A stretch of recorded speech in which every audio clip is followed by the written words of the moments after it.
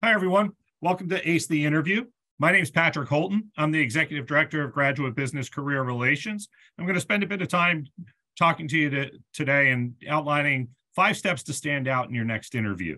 So what we're going to be doing is talking about that a lot of people think that you really start preparing for the interview in the hours or a day or so before the interview. But in many cases, you really need to start further in advance. And what we'll talk about are some of the skills that you need, how you go about developing skills that you need to be successful in your job search, as well as then moving on throughout the entire process of the interviews themselves, up to and including the post-interview process.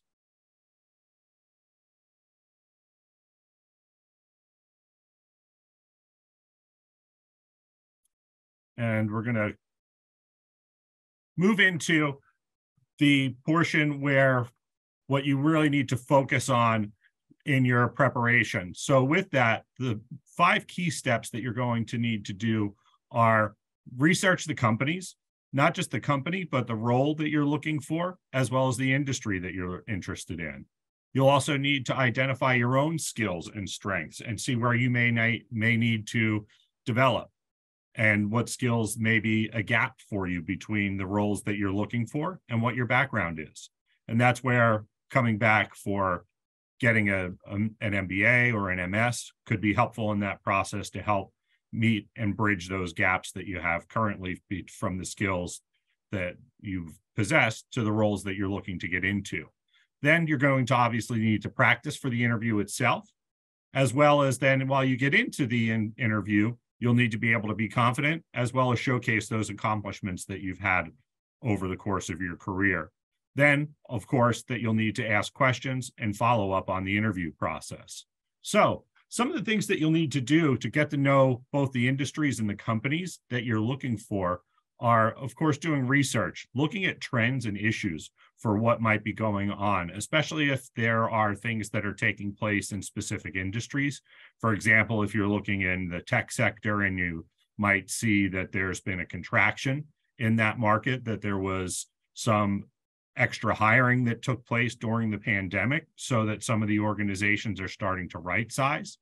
If you're looking into finance in the US industry, and you might be looking at kind of the smaller regional and local banks that have had stress on them from the ways that they've gone into kind of over leveraging themselves within potentially in the crypto space or other riskier trades at the moment that are having them struggling to figure out the best ways to move forward, so that you're just aware of those types of topics, able to converse on them, knowing the basics of those, and also how they might be impacting the company itself. And you'll be able to identify that by looking at company websites, looking at recent news articles that could be from national and global news sites, or from the company websites themselves, from industry journals.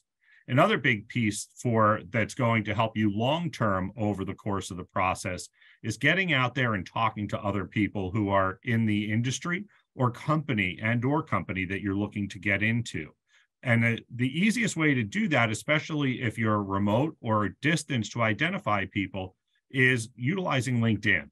So that's one of the things that you'll have to do, is really reach out to people to ask them for advice, ask them for things that they might be able to talk to you about, ways that if they are in the career that you're looking to get to, how they may have gotten there. What are some of the things that you should know from an expectation standpoint, from those skills you need to develop? What are the things that could even be the positives and negatives of those industries? So that it's important that you're doing all of this ahead of time, so that you can start to identify where, again, you have the thing where you match and where you may not currently match with opportunities.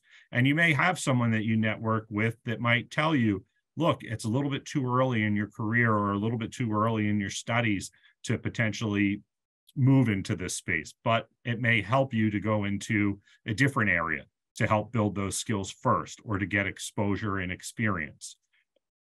And as you're doing that, what you're going to want to do is then move over into your job descriptions as you're going to post your resume for the position, so that you can actually be selected for the interviews. one of the key things that people don't always realize is most recruiters are only looking at a resume for 6 to 7 seconds to make a decision of whether they're going to continue through with you or just move on from your resume. And that's, of course, after the applicant tracking system reviews your resume and scans for the keywords and jobs, the keywords and positions that they're looking for in there. So you really need to make sure and individualize your resume so that it matches with the keywords, skills, and requirements of each job that you're applying for. Now, it's not as much the days of one resume for every job that you're looking for, all jobs. Doesn't work anymore. You really have to be thorough when you look through and identify those key skills, key job components, so that you're actually matching your resume to those. You also have to be able to make sure that you have examples of your work and accomplishments. Many people just list, here are the assignments that I had in my job. But what you need to do is be specific about the different measures that you've done. What did you enhance in the way of if you were in sales? What did you do in relation to your targets? For other positions, it might be, did you raise revenue? Did you lower costs? What was the size and scope of your work? Knowing all of those types of things are really going to help you meet against these different pieces that are out there in the jobs. And then what you have to do is look over the course of your career to make sure that your resume matches those different needs that the employer has written there in the job description. Then you have to be able to be prepared to discuss in detail any of those situations that you've encountered over the course of your work experience that will help match against that job description to get you selected to go through for the interviews themselves. So once you do that, when you're looking through, you have to prepare and think about that when you're getting ready for the interviews, to think about identifying your greatest skills and strengths for you. And then while you're doing that, that's going to really be the things that are going to make you stand out.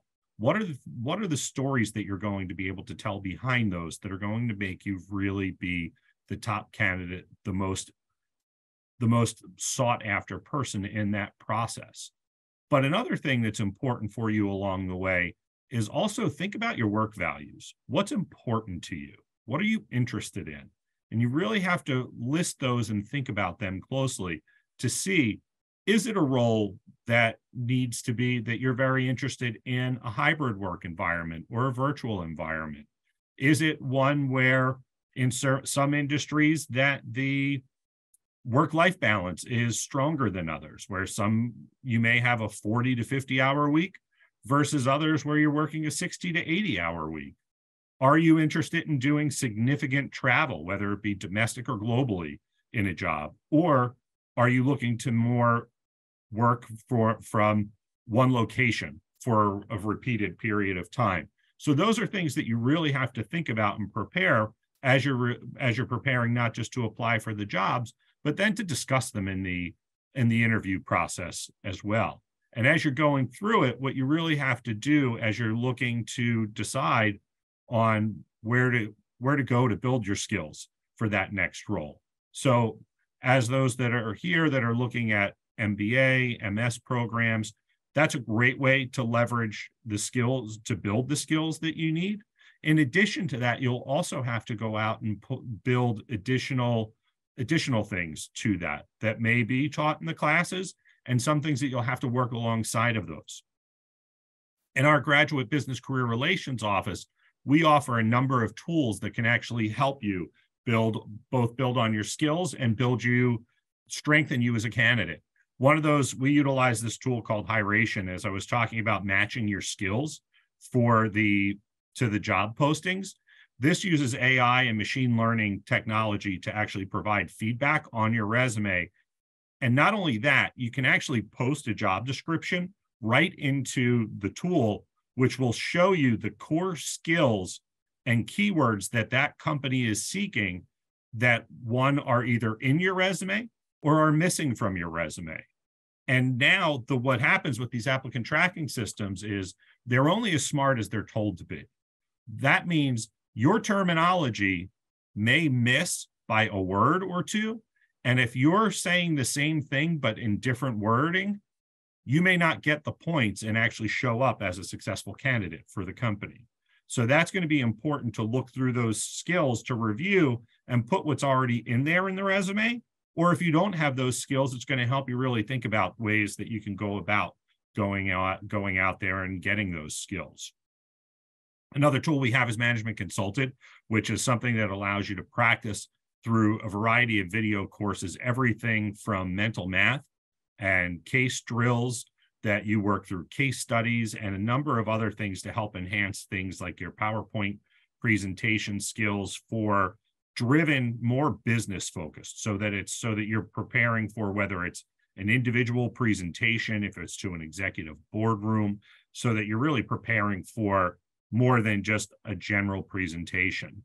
The same thing with Excel skills. It gets more heavy into modeling so that you're able to really get through data and learn data visualization tools and things of that nature that you're working on.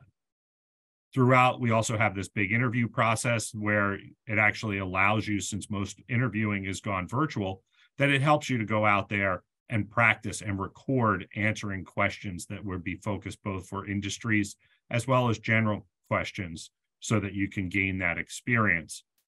If you're looking to get into a new area that you don't already have a skill built, Forage is an opportunity for you to work to do projects for Fortune 100 companies in specific areas that can help you build those needs that you have. So whether it's have a finance background and are looking to get into business analytics, so you need to work on analytics tools. You need to do some things that could be highlighting the way that you can analyze data, that you can record information, do research, that you have that information, that you actually submit the work to the company itself, and you end up with a certificate or a badge from that company that you're able to then transfer into your resume as well as realistic experience. There are other things that we do from that when I was talking about your interests, what's going to drive you for success, where we utilize career leader and strengths profiles to really help you figure out what are those things that are most important to you and how you can leverage the current skills that you have, as well as identify skills that you may not even realize are strengths for you to help you prepare to move forward. So now, as you go through all of this, and now you've applied for the positions, you've been working on all of your identifying these skills, building your skills, some of the things that you're really going to need to do, one of them is really study your resume and LinkedIn. With that, you also have to make sure that they match.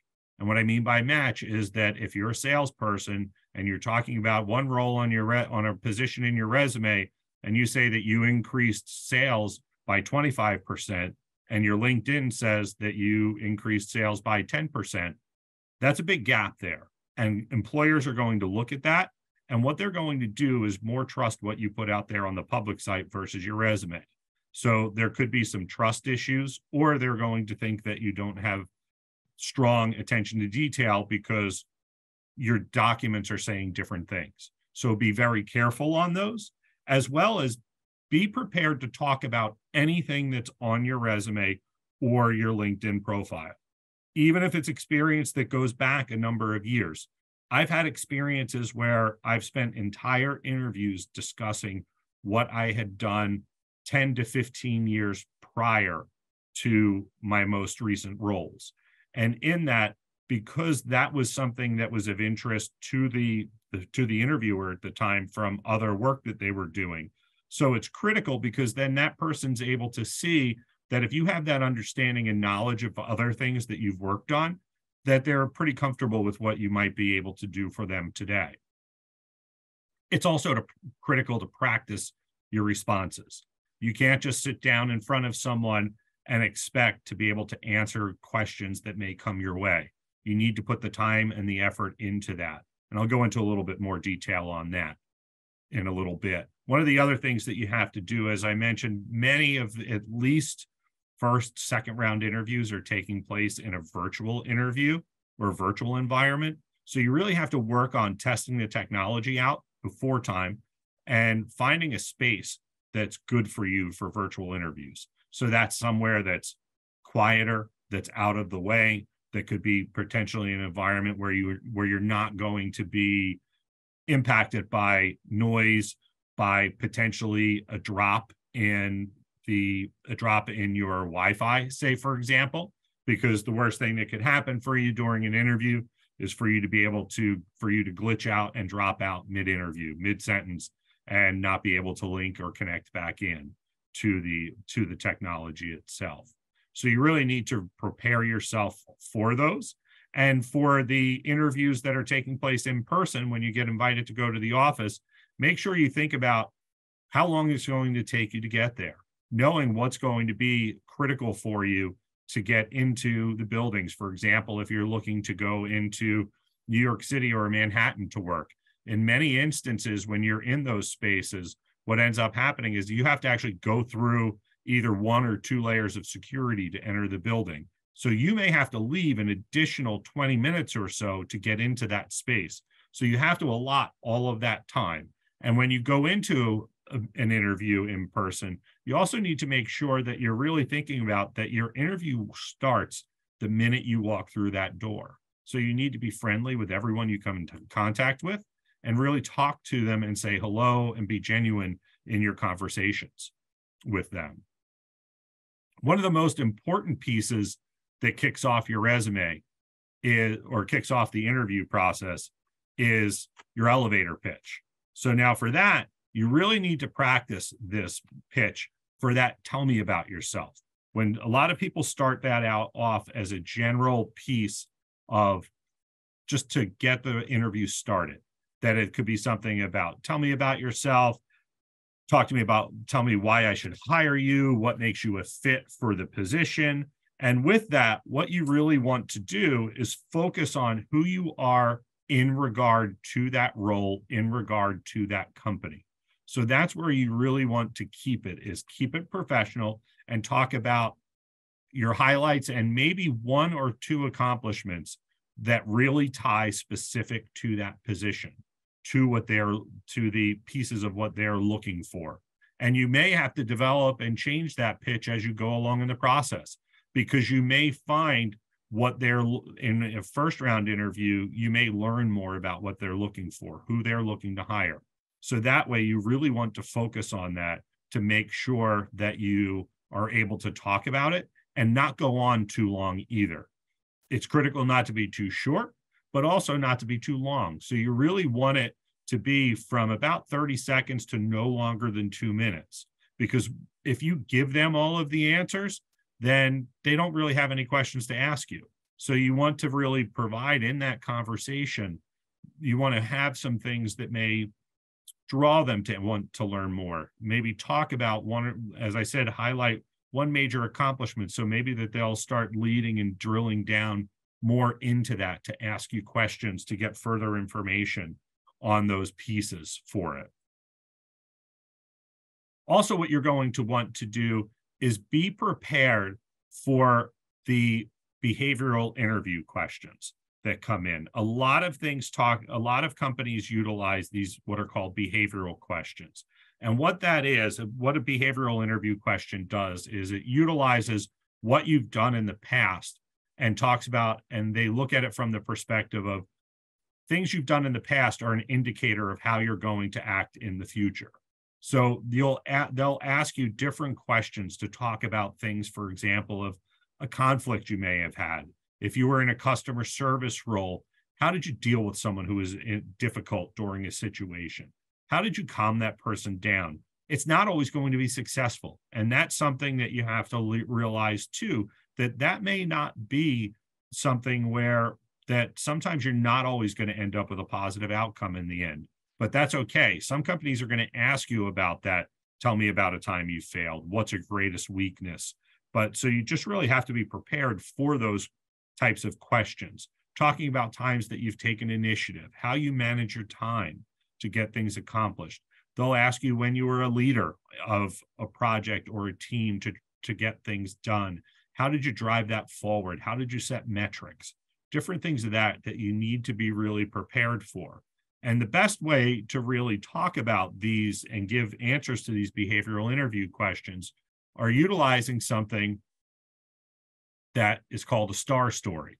And essentially what you're looking at in there is the situation, the task, the actions, and the results. So with that, you're going to paint the picture for them of, here was the assignment, here was the project that we had.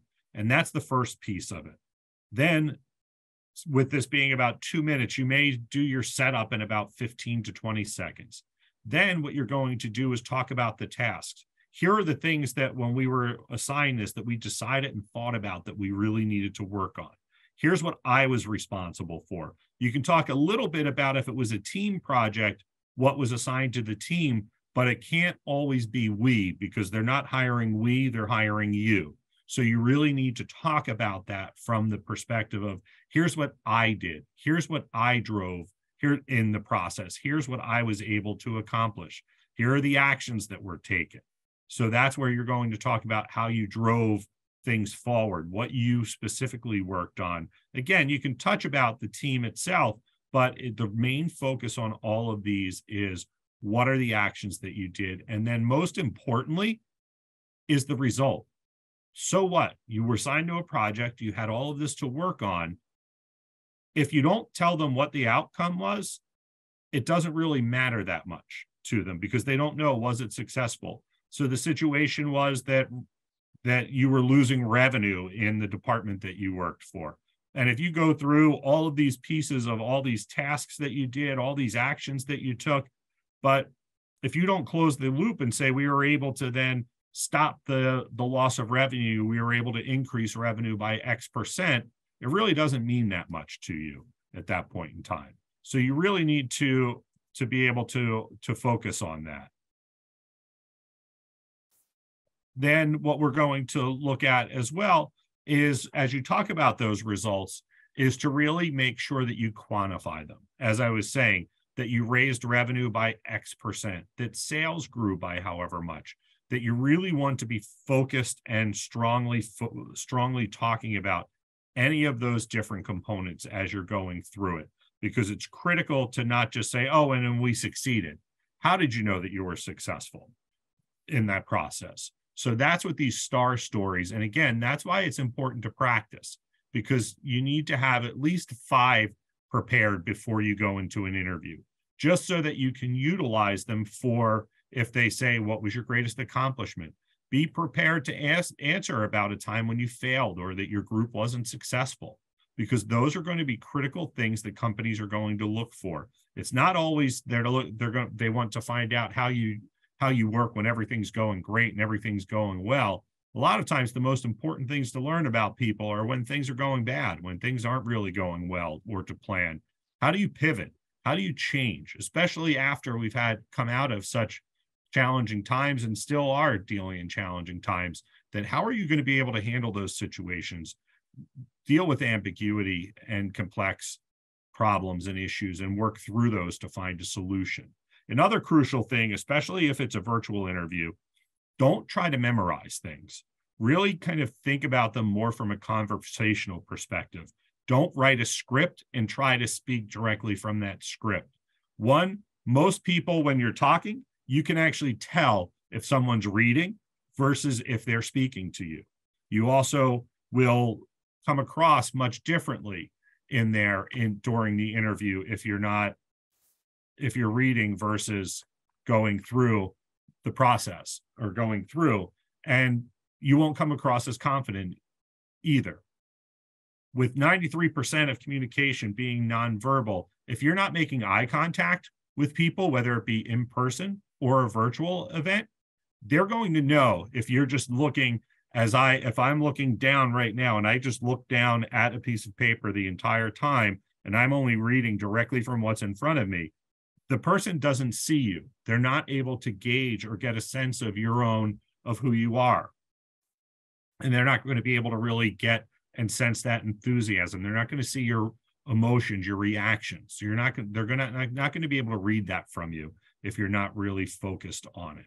So you have to be prepared, but again, don't try to memorize things. Also, with the piece of that advice is always making sure, if you're with a group of people, so if it's a panel interview in person, make sure that you take time during each response to make eye contact with each person on that review committee, because oftentimes people will only look at the person who asks them the question. But just because one person asked you the question out of a group of 4 or 5 people doesn't mean that you shouldn't look at all 4 or 5 people at different points in time to make that eye contact with them. For a virtual, and also it's important to dress appropriately for the business that you're looking to go to.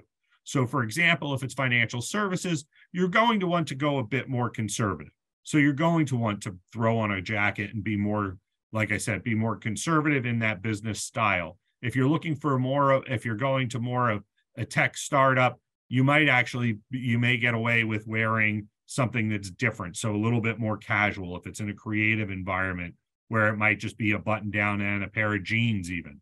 So you really have to know, and that's where your research comes in, so that you know what's the norm in that space, so that you don't come in a suit and tie if you're going to a creative environment where everyone else is in a t-shirt and jeans or a t-shirt and shorts throughout the day. So you have to be prepared appropriately for those types of things that you may encounter or see along the way.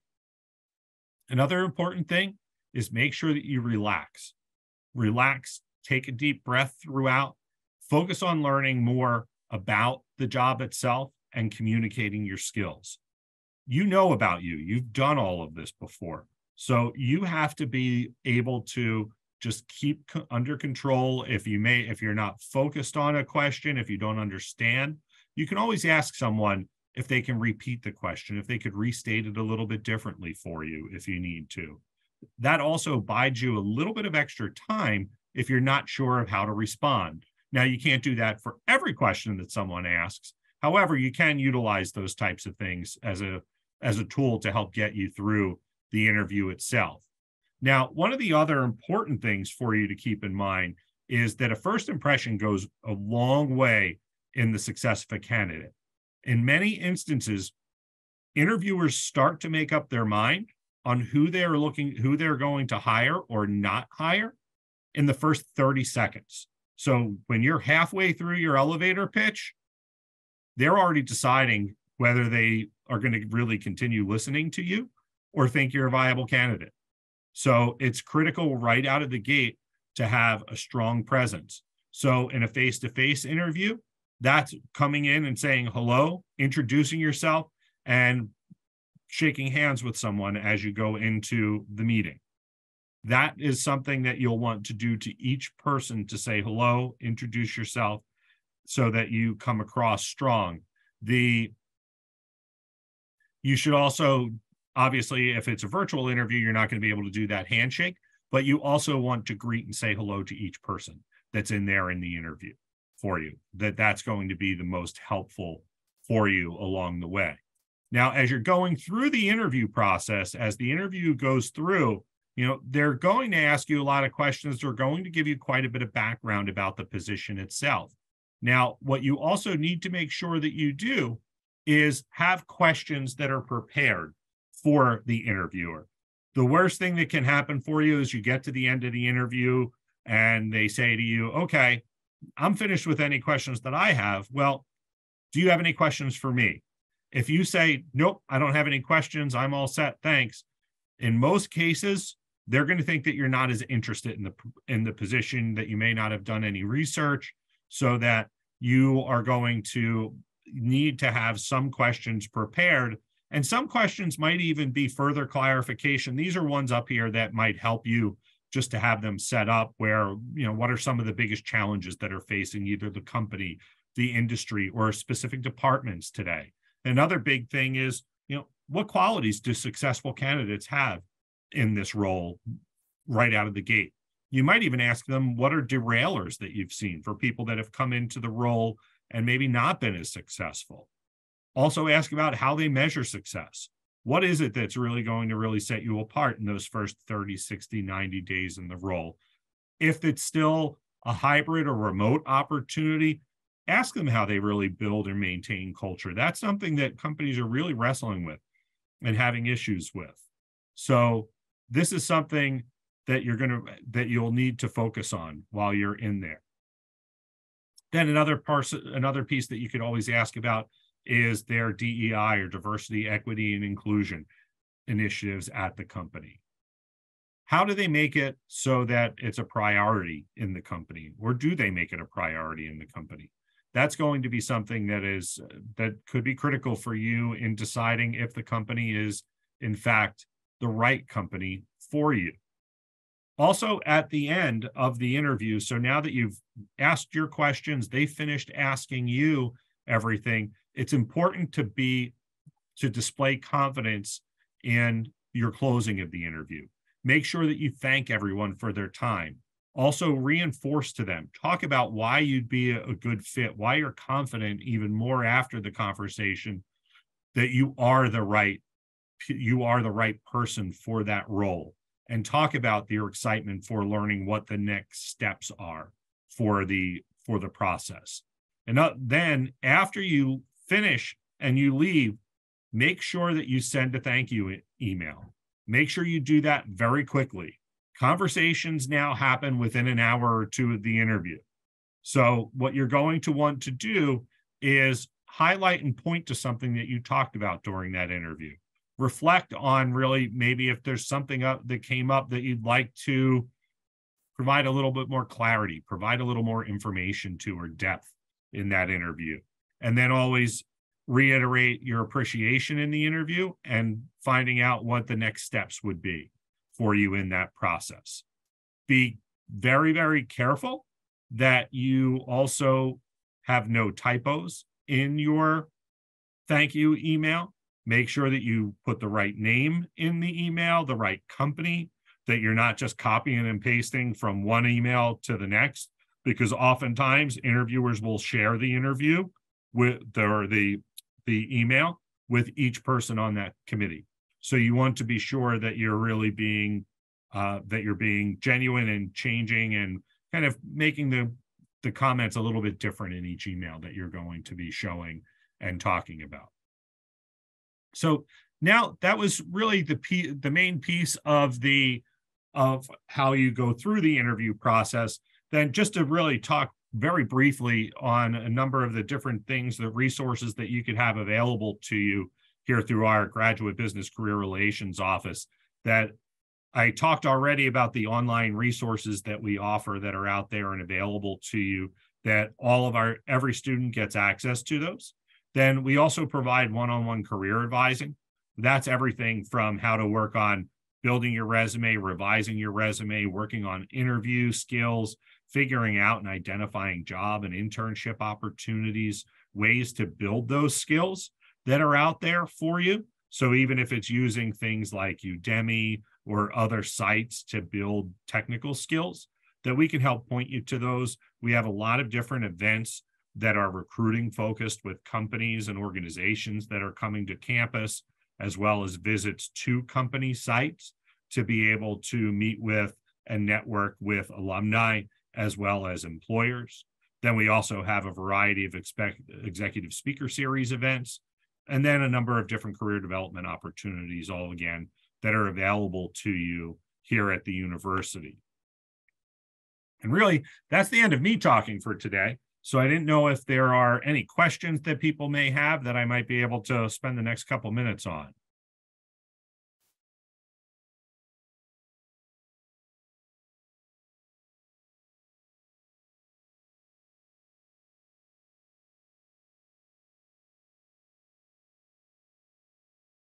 There are some questions in the chat if you want to take a look at those. Sure.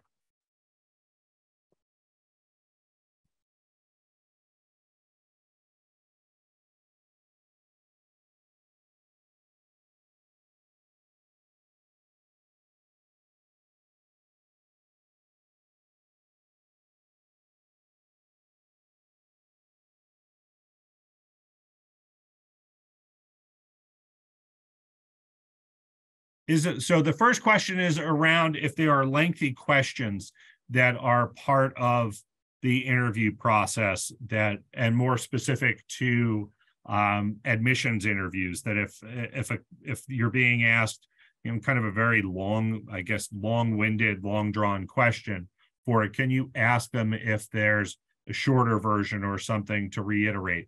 That is always fine to ask them if they're able to reiterate the question or summarize it in a different way, especially if it's something that you're not necessarily grasping what they're looking for. It's better to get that clarification from someone, from the interviewer, than just to go down and potentially answer the question the exact wrong way. So you can always definitely feel that it's okay to ask that question of someone, that they can clarify or to change kind of change the way they're asking the question. That's something you can definitely feel confident or comfortable doing. And I don't think, especially if you do it in a way that isn't saying, I have no clue what you're talking about, I don't know what you're asking me. If you do it in a way that's saying, are you asking, and you may even just say, is this what you're seeking from me? Are you looking for me to answer this or provide that to you? Oftentimes, if you're on the mark, they'll say, yes, that's what I'm looking for. Or they'll tell you, no, why don't you tell me a little bit more about something else? And they'll drive you into that process. They'll drive you into the response they're looking for.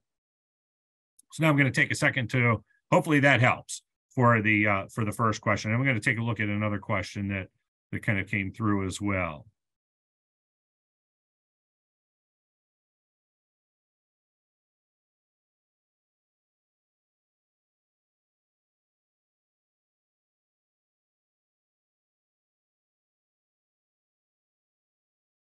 And this is around reading your audience. The question that is that you can't always read people, the interviewer, you can't always read them accurately. So how do you deal with situations where it looks like someone may be not agreeing with what you're saying, where someone may not be kind of buying what you're talking about? So in those scenarios, in some cases, that's done on purpose for you. I went on an interview for an executive search firm. This is a long time ago, where the person actually, who was the head of the firm, the founder and CEO of the firm, slammed their office door and essentially berated me or yelled at me for a few minutes, saying, I don't know why you were sent to meet with me. I don't know what you're talking about. And why are you here? Before I have you kind of leave my office, tell me why you think you're here. So I could have broken down or gotten very frustrated, but instead I just started answering the question. The head of the firm then just started to essentially laugh and said, you need a thick skin for this position. So what I do is always start off my interviews this way, with a very tough question, to see how people are able to do that, how people handle a tough situation. If you're calling CEOs and CFOs of companies all day who are nervous about the fact that you're calling them, how do you deal with the fact of people yelling at you or hanging up on you? So in that scenario, I was able to stay calm and talk about, from my own experience when I went into other roles, and the success that I had in those positions. At the same time, it was a great thing for me, because I realized I didn't want a job where someone was going to be yelling at me all day long. So I decided, even though I got the offer, that wasn't the right fit for me in that role. But so you can't always get overly bought into the facial expressions and things that people are talking about, that while you're talking, because you don't know, it's challenging to read them always in that process. And I'm just taking a look at some of the other questions in the chat.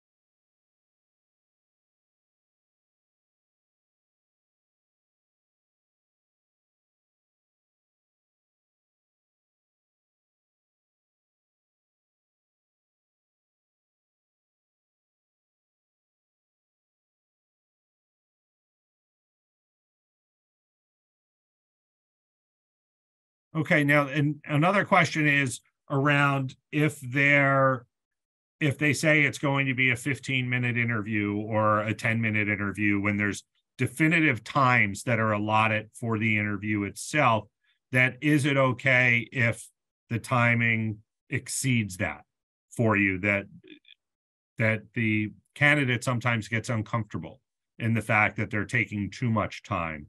Is that something you should be concerned about? No, I don't think it's something that you should be concerned about. I would oftentimes read that as a good thing. That if someone says, oh, it's going to be a 20-minute interview, and then here I am still having a conversation with you 45 minutes or an hour in, I usually read that as a good sign. Now, you have to be cognizant of the fact that your responses shouldn't be long or too long. But if you're answering the questions and they keep asking you more questions, more information for it, that's okay. That's something that you're going to be able to, that is okay. If it starts to say it was a 30-minute interview and now you're an hour and 15 minutes into the interview and they're still, you're still conversing and answering questions, you could always say, I'm fine for time, but I noticed that our interview was scheduled for 30 minutes and, now we're long beyond that. I just hope that I'm not setting back the rest of your day as we continue the conversation. So it's something that shows you're cognizant of their time, but it's not something that you really should be necessarily overly concerned about in there. Another question I have that came in is it appropriate to mention health issues inside in an interview? So generally speaking, and this is again I'm going to talk about it from the United States landscape of things. So essentially, when you're applying for jobs in the United States, there's an application. On the application that essentially they ask questions that ask, do you require any type of accommodation to help you or enable you to complete the goals of the position for it? So you would answer that if you need any type of accommodation. But for other health issues that you may have that aren't directly related to the position or what you need to be able to do, that's not something that you need to discuss or speak about in the interview itself. But it is something, again, that you would do on the application if it is something that's requested, if you're going to need some type of an accommodation for the role. And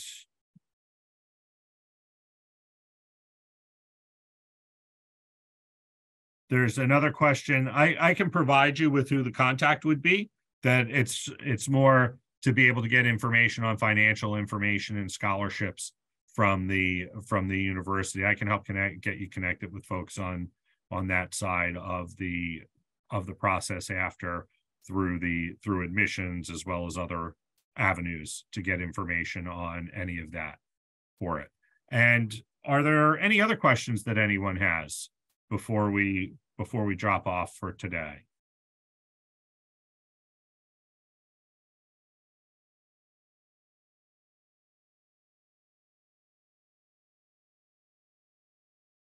Okay, so if there aren't any more questions, thank you for taking the time to join us today. And I hope this was helpful in getting you set and forward for your next stages of your interview processes. And everyone have a great and wonderful rest of the day and have a great weekend as well. So thanks everyone for joining us and have a good day. Thanks.